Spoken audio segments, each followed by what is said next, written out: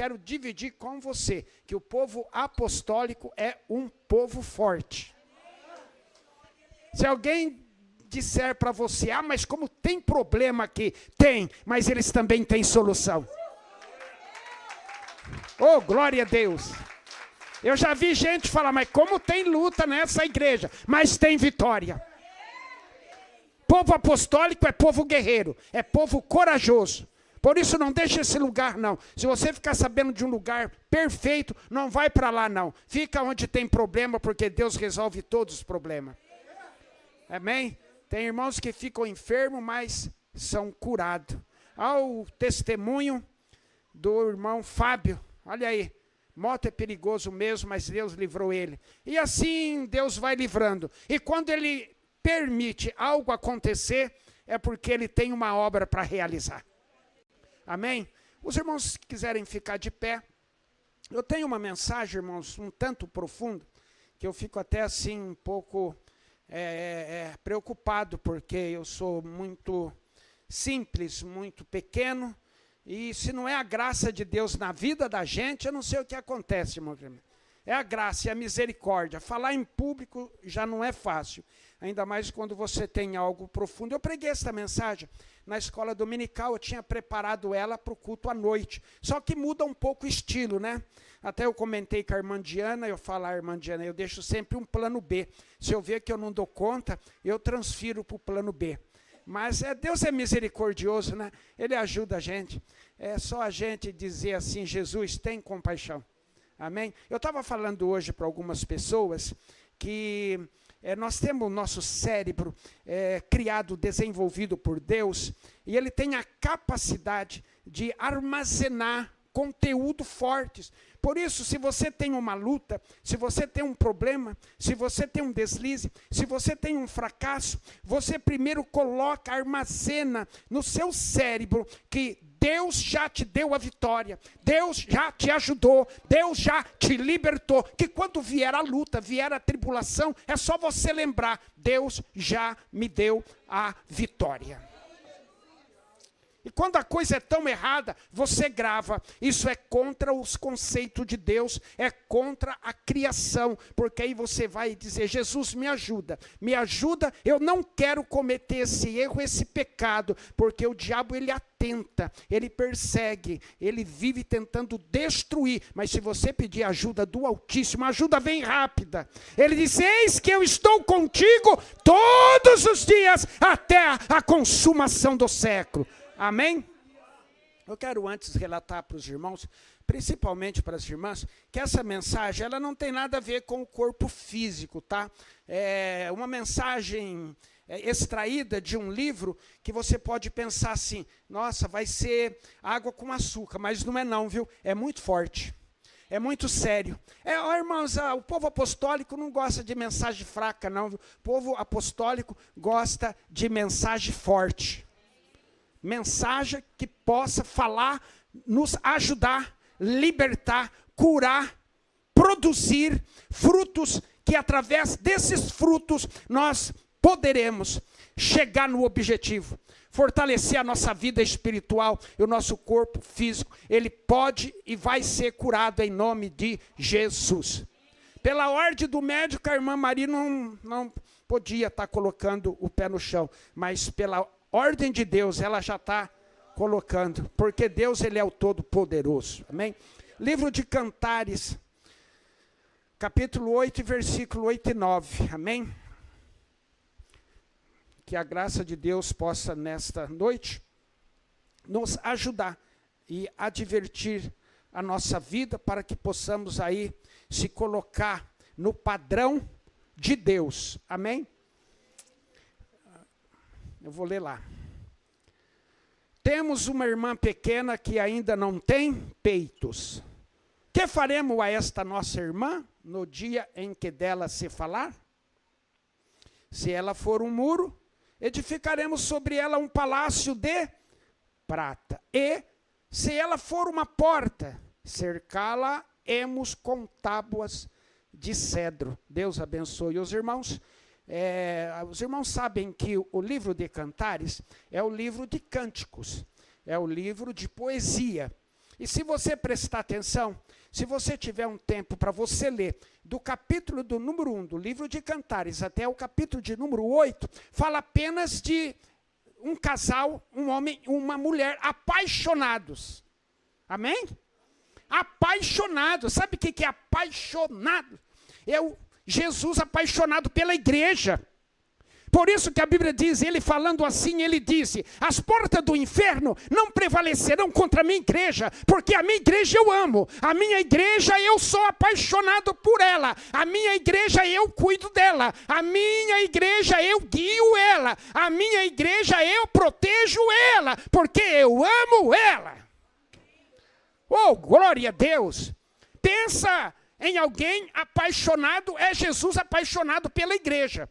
Por isso ele disse, a porta do mal, a porta do inferno, a porta da mentira, a porta da tentação, a porta da destruição, ela não prevalece contra a minha igreja, porque eu protejo, eu defendo ela, eu ando com ela, eu guio ela, eu dirijo ela. De dia eu faço uma nuvem para proteger ela, e de noite uma coluna de fogo para proteger a minha igreja, e nem as portas do inferno prevalecem contra ela. Eu tiro a força do fogo para não destruir a minha igreja, eu fecho a boca do leão para não destruir a minha igreja. Então você encontra do 1 ao 8 um homem apaixonado por uma mulher e uma mulher apaixonada por um homem. E aí então, no capítulo de número 8, entra mais dois personagens, talvez até mais dois personagens. Aí você pergunta, quem é esses dois personagens que entra no capítulo 8? Quando ele diz, temos, está no plural, temos uma irmã pequena. Entra esses dois personagens. Quem é? A Bíblia ela não fala nome, é a mesma coisa. A mulher do fluxo de sangue tinha nome? Não. Para Deus contar uma história, para Deus ensinar algo, ele precisa de personagem. Para ele salvar o homem do pecado, ele se fez carne e veio na terra. Para tirar o povo do Egito, colocou na responsabilidade de Moisés. Moisés questiona que não era habilidoso para aquele trabalho. Ele coloca mais um personagem chamado Arão, e assim por diante. Então aqui entra mais dois personagens e eles questionam o quê? Nós temos uma irmã pequena. Essa nossa irmã pequena ainda não tem peitos. Ele está querendo dizer, nós temos uma irmã pequena, essa irmã pequena não tem idade para casar, ela não tem idade para noivar, ela não tem idade para gerar, ela não tem idade para produzir, ela não tem idade para pregar, ela não tem idade para ser líder de um departamento, ela não tem idade ainda porque ela é pequena, ela é nova, ela chegou, ela é a igreja e ainda não tem experiência. Eu quero falar sobre 3 fases da igreja. Essa é a primeira fase. O que simboliza essa irmã pequena que ainda não tem estrutura para amamentar? Vocês já prestaram muita atenção? Há um ditado, principalmente o bispo, ele já falou aqui na frente, dezenas e centenas de vezes, sobre aquele crente que ele chega para a igreja, ele não conhecia Jesus, ele não sabia nada da Bíblia, ele não entendia nada, e ele chega, ele é batizado, ele começa a congregar. Tipo assim, ele aprendeu um primeiro versículo, o Senhor é o meu pastor e nada me faltará. Daí um mês você pergunta, e aí, como é que está a Bíblia? O Senhor é o meu pastor e nada me faltará. Daí 6 meses você encontra e pergunta como está o andamento. O Senhor é o meu pastor e nada me faltará. Simboliza essa irmã pequena que não tem estrutura para gerar, para ensinar, para produzir, para amamentar. Assim também existe um grupo de pessoas que são chamados, são convocados, são alistados para a congregação, para o trabalho, para a obra. E o que acontece? Não há um desenvolvimento mediante a essas pessoas. Deus, ele não chamou ninguém para ficar parado. Ele não chamou ninguém para ficar, tipo assim, eu sou crente de banco, eu não quero me envolver. Não, Deus chamou você para você se envolver. Você está vendo os esforços do grupo de jovem. Tem a líder, tem outro que está cuidando da logística, e você precisa se envolver. Senão você vai fazer parte desta irmã pequena, que não produz. Entendeu? Então, a igreja, Deus criou, Deus estabeleceu para que haja uma união, para que haja trabalho, para que haja produção na obra. Ao contrário disso, simboliza esse estágio, essa fase que ele diz, nós temos uma irmã pequena que ainda não tem peitos, ainda ela não pode amamentar, ela não pode criar, ela não pode produzir, ela não pode gerar, ela não pode fazer algo, porque ela está neutralizada. Você conhece pessoas que vêm e eles não querem se envolver. Aí eu não, se eu se envolver, eu vou levar problemas para a minha casa. Eu vou fazer parte de problemas, eu vou me envolver. Não, Deus chamou você para você se envolver, para você estar unido, para que os problemas, eles sejam resolvidos, sejam selecionados. Por isso que Deus te chamou para orar, para vigiar, para buscar, para aprender. Também há uma necessidade muito grande dos irmãos. A maioria do povo unicista não sabe ensinar a unicidade. Eles não se aprofundam, não estudam, não perguntam, não fazem parte de seminários. Meus irmãos, é uma necessidade. Por isso que muito grupo de pessoas saem da unicidade, porque eles não têm raiz da unicidade. Simboliza essa irmã pequena na unicidade, que não entende, não sabe se defender, não sabe fazer a colocação. Por que existe Deus? Por que existe o Filho? Por que existe o Espírito Santo? Não é uma trindade, é Deus em três formas, três manifestações. Precisa saber, precisa estudar. Nós não estudamos para estar prejudicando, para estar menosprezando outras religiões ou organizações. Nós estudamos porque queremos aprender cada dia mais da palavra de Deus. Quando Jesus questionava com o diabo, ele dizia, está escrito. Então, irmãos, essa fase é uma fase que preocupa. Por quê? Tem pessoas que têm 5, 6, sei lá quantos anos de crente. E eles simbolizam esta irmã pequena. Não se desenvolve, não querem fazer parte, né? Por isso existem os departamentos da igreja. Agora mesmo há uma preocupação. A conferência já está aí, 15, 20 dias está chegando. Então, existe uma logística para ser feita, para que os que vão estar chegando, eles precisam ser bem, não é? Eles precisam ser... receber esse calor, né? E então há uma grande preocupação nas lideranças para que seja uma festa que tenha objetivo de bênção, de cura, de um elevo espiritual, de uma confraternização, para que todos conheçam qual é o objetivo da igreja evangélica apostólica, para que haja uma união, como está aqui nesta noite os irmãos de São Paulo, eles vêm porque eles querem se envolver, querem se misturar, querem se avivar, querem sentir a presença do Espírito Santo, para que quando eles chegam lá para a igreja que eles congregam, eles possam passar, né, esta visão que eles enxergaram aqui, que a igreja é o convívio do Espírito Santo. Por isso que ele diz, nós temos uma irmã pequena. Então, essa irmã pequena, ela simboliza essas pessoas que são a igreja, que não desenvolve, que não tem preparo, que não tem estabilidade. A palavra estabilidade tem que estar enraizada em nós. Nós temos que ter estabilidade naquilo que nós pregamos, naquilo que nós cremos, naquilo que nós queremos e naquilo para onde estamos avançando. Estabilidade, segurança, raiz, bagagem. Aplauda ao Senhor.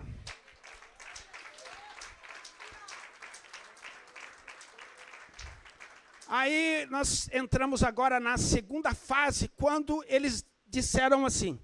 Olha que coisa interessante. Segunda parte deste versículo. Que faremos a esta nossa irmã no dia em que dela se falar? Olha bem, que faremos com essa nossa irmã no dia em que dela se falar? No dia em que se olhar para ela e já enxergar uma outra irmã. Vão enxergar uma irmã formada. Vão enxergar uma irmã que tem peitos. Vão enxergar uma irmã que tem capacidade. Vão enxergar uma irmã que pode amamentar, que pode produzir, que pode ajudar, que pode ser líder de um departamento, que pode fazer missões, que pode estar cantando na igreja, pode estar tocando na igreja, pode estar envolvida. O que faremos desta nossa irmã quando olharmos para ela e enxergarmos algo que produz? O que faremos então? Ele está querendo dizer, é o segundo estágio dessa pessoa, o segundo estágio desta igreja, é o nosso segundo estágio. Eu estou falando de um estágio que não seja um padrão, que seja apenas uma colocação nesta mensagem. O que faremos então? Porque vão olhar e vão enxergar o quê? Estrutura. Agora veja bem, a estrutura, ela pode ser direcionada para a bênção e pode ser direcionado para um escândalo. Então não é porque você olhou para uma estrutura e você, olha, tem capacidade. Sim, tem capacidade. Tem postura. Tem postura. Tem talento. Tem talento. Mas agora eles vão separar. Para que serve esse talento? Entendeu? Para que serve essa estrutura? Para que serve esse estudo?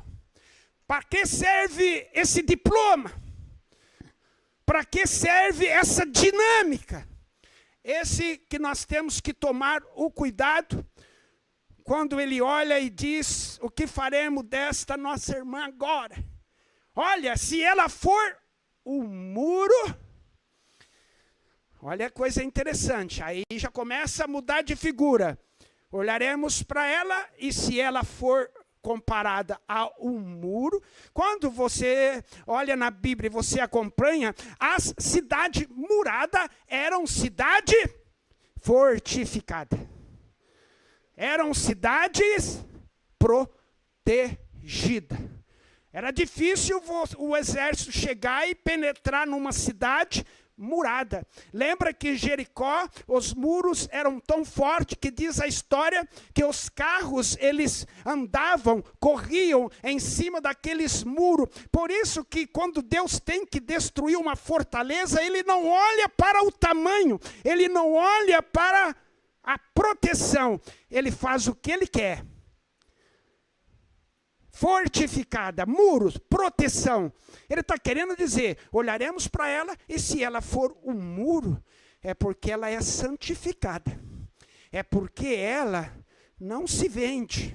É porque ela não se corrompe. É porque ela não é adúltera. É porque ela não se envolve com o mundo, com o pecado, com a avareza, com a mentira. Está querendo dizer, se ela for o muro, o que faremos então? Será construído para ela um palácio de prata. Olha, irmãos, o que Deus está falando com você que leva as coisas de Deus a sério.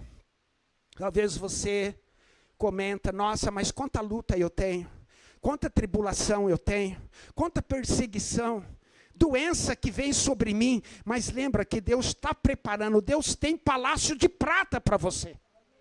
Pensa bem o que é um palácio de prata. Poucas pessoas no mundo moram num palácio. Num palácio mora um presidente, um governador, ou uma pessoa muito famosa, muito rica. Mas mesmo assim, esses palácios que nós enxergamos, conhecemos, através de televisão, através de internet, eles são feitos do quê? São feitos de madeira, são feitos de areia, são feitos de tijolo, são feitos de granito, ou de mármore que seja, não é? São enormes, né? É sinal de poder, é sinal de riqueza, é sinal de fama. Mas agora pensa em um palácio de prata, que você entra lá dentro, o piso é de prata, o teto é de prata, as paredes são de prata, o exterior é de prata, as torneiras, tudo que há nele é prata. Imagina quando se acende uma luz dentro de algo que é de prata, vai existir um brilho muito grande, irmãos.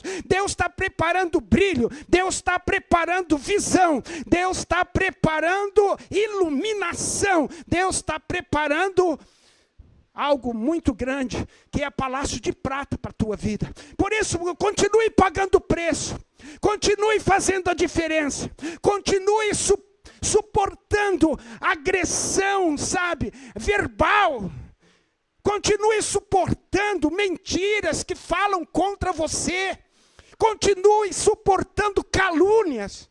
Continue suportando essas brincadeiras que fazem, porque Deus tem palácio de prata para você.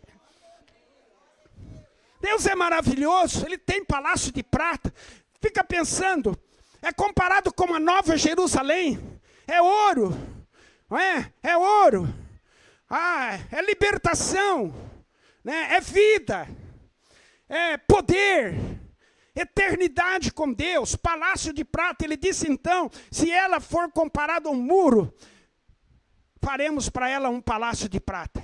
Irmãos, é uma coisa muito profunda esses versículos, porque agora eles dizem o seguinte, e se ela for uma porta, o que faremos? Olha bem. Se ela for um muro, edificaremos sobre ela um palácio de prata. E se ela for uma porta, cercá-la-emos com tábuas de cedro. Veja bem que a finalidade de uma porta é entrar e sair. A finalidade de uma porta é ela ficar aberta. A finalidade de uma porta é de haver um trânsito. Ninguém faz uma porta e deixa ela lacrada. Se foi feito, colocado uma porta, é para ser usado. Então, essa porta aqui, ela simboliza, né, uma entrada do mundo na vida desta pessoa que agora tem talento, né, tem estrutura, tem conhecimento, canta demais, prega demais, é famoso, famosa demais. Tem pessoas hoje no mundo gospel que a fama é tanta que a fama está nos 5 continentes, pregam demais. Se falar que vem em Campinas, rapidamente vai se ajuntar 10, 15, 20 mil pessoas. Tem reuniões que eles fazem no Maracanã que cabe lá 50 mil pessoas e lota. Mas será que é comparado a um muro ou é comparado a uma porta? Esse é o grande problema. Nem todo que diz Senhor, Senhor entrará no meu reino. A Bíblia, ela mostra, ela coloca 2 caminhos. Ela coloca um caminho que ele é largo, né? A Bíblia diz, olha, muitos entrarão por ele, porque é fácil, né? Um caminho largo, eu acho que é muito atrativo. Muitos questionam, por que o bispo não libera isso? Por que o bispo não libera aquilo? Por que isso não pode? Por que vive pregando? Porque a Bíblia mostra 2 caminhos. Um caminho que pode fazer tudo, que é o caminho largo, né? É o caminho que está aí com mãos dadas ao mundo, não é? E a Bíblia mostra um caminho apertado, que é um caminho mais difícil, que é um caminho onde há disciplina, há ensinamento, há regras, aonde está embutido a palavra de Deus, aonde está embutido as cartas de Paulo, né, de Tiago, de Pedro. Você lê as cartas de Pedro, você começa a tremer, porque ele é taxativo, ele é seguro, ele é forte, ele fala sem medo, ele não deixa restrições, ele é seguro, objetivo naquilo que ele ensina. Esse simboliza o caminho estreito. Apóstolo São João, ele diz, olha, não ameis esse mundo, nem o que nesse mundo há, a liberdade, as atrações, né? Quem amar esse mundo, o amor do Pai não está nele. Olha bem, ele é bem taxativo, esse é o caminho estreito e apertado, né? Mas há um caminho largo, há um caminho que pode tudo. E aqui está dizendo, olha, se ela for uma porta, o que que nós vamos fazer? Vamos cercar de madeira de cedro. Eu fiz ainda, falei com os irmãos, o que que vocês acham que simboliza essas tábuas de cedro a respeito desta fase da igreja? Porque nós sabemos que Jesus ele veio para estabelecer uma igreja santificada, uma igreja que não se envolve com o mundo. Todos os irmãos conhecem e sabem bem a passagem das 10 virgens. Também ela deixa bem segura ali, olha, 5 estavam preparadas e 5 não estavam. Quem foi que trouxe uma mensagem esses dias falando, pastor Amequião, a respeito de como funcionava a noiva, como que funcionava o dia que o noivo, ele vinha buscar a noiva. Existia regra, existia ali todo um preparo, uma logística, e é assim que vai funcionar. Não adianta você querer ter toda a liberdade. Você vai estar incluída nesse caminho largo, nesta igreja que já tinha habilidade, já tinha potencial, já tinha preparo, já trabalhava, já divulgava, já ajudava, já pregava, já cantava, tocava um instrumento, só que ela está comparada com esta moça que agora é comparado como uma porta. Lembra bem que houve uma rainha, que antes de ser rainha foi princesa também, ela não era do povo de Deus, mas ela foi buscada e ela foi trazida para Samaria. O que aconteceu? Ela começou a infiltrar, ela começou a criar, ela começou a construir tronos para adorar Baal. Todo mundo conhece o nome chamado Jezabel. E ela ficou muito famosa, porque ela passou a perseguir o povo de Deus, e ela começou a matar profetas. E ela achou que ela podia ir avançando cada dia mais com aquele novo sistema. Mas não adianta, irmãos. No mundo pode surgir críticas, pode surgir perseguições, pode surgir novos tipos de crença, novos tipos de adoração, novos tipos de templos, de igreja, mas a igreja de Deus, ela prevalece. Deus, ele julga, e Deus estabelece, e Deus dá vida, mas Deus mata também. Deus adoece, mas ele cura também, e ele diz, agindo eu, quem vai me impedir? Não adianta. A verdade, a santidade, a unicidade, a bênção, ela sempre vai estar em pé. O que faremos então se ela for uma porta? Cercaremos ela de tábua de cedro. Sabe o que ele está querendo dizer? Nós faremos um caixão para ela. Faremos então um caixão para ela. Deus está dizendo, para mim não serve. Vai ser o quê? Comparado à igreja que morreu. Morreu como? Fisicamente? Não. Não, morreu espiritualmente. Você olhava para, por exemplo, para Saul, teu corpo físico continuava, a sua altura cultura prevalecia, a sua fama era a mesma, só que já estava morto espiritualmente. Deus disse: Samuel, não ora mais para ele, porque eu já tenho rejeitado.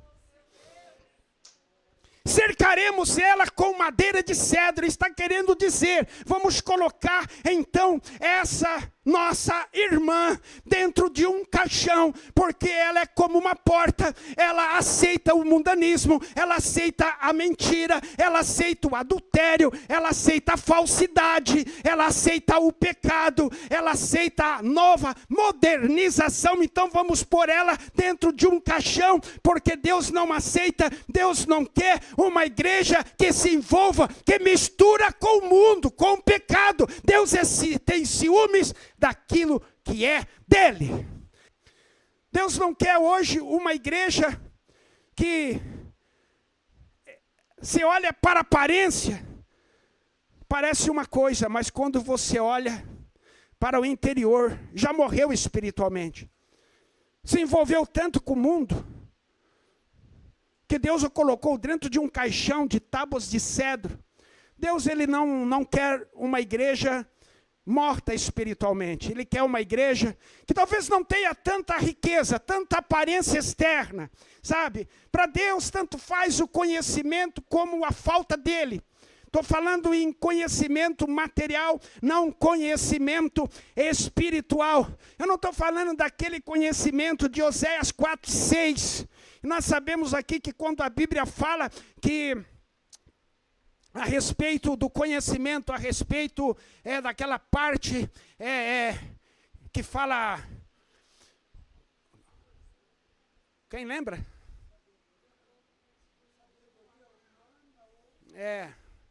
Eu esqueço lá, fala Provérbios, fugiu da memória, mas está falando a respeito de um conhecimento material, humano, que a letra e o espírito...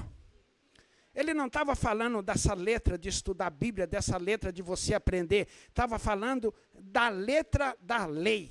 A lei, ela matava, porque ela tinha regra. Quem não obedecesse à lei, morria. Não é?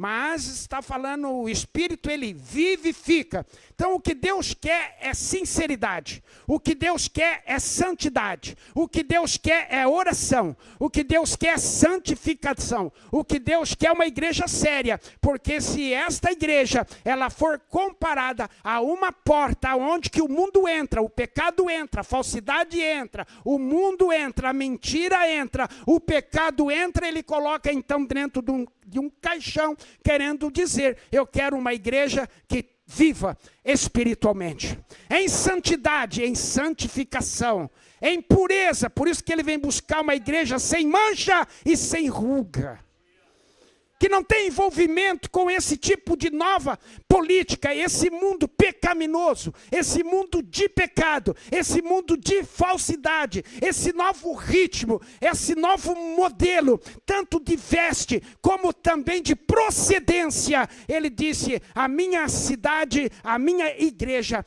ela é santa, como diz apóstolo São Pedro, né?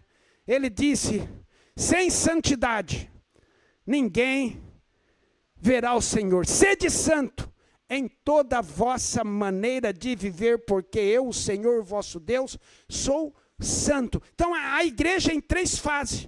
Essa última fase até causa arrepio, porque Deus, ele não é brincadeira. Nós não se reunimos na igreja para brincar, para ficar aí olhando um ou outro, ou apenas para confraternizar. Nós se reunimos na igreja para se preparar, para se santificar, para louvar, para adorar ao Senhor, para que cause o nosso culto a alegria no Senhor, porque a alegria do Senhor é a nossa força, é a nossa vitória, é a nossa cura, é a nossa paz, é a nossa libertação, é a nossa força, é a nossa estabilidade, é a nossa segurança. Igreja murada, crente murado, crente firme, crente santificado, crente que tem poder, crente que tem unção, crente que ora e o doente é curado, crente que expulsa o demônio sai, crente que anda para baixo, para cima, cima, levanta,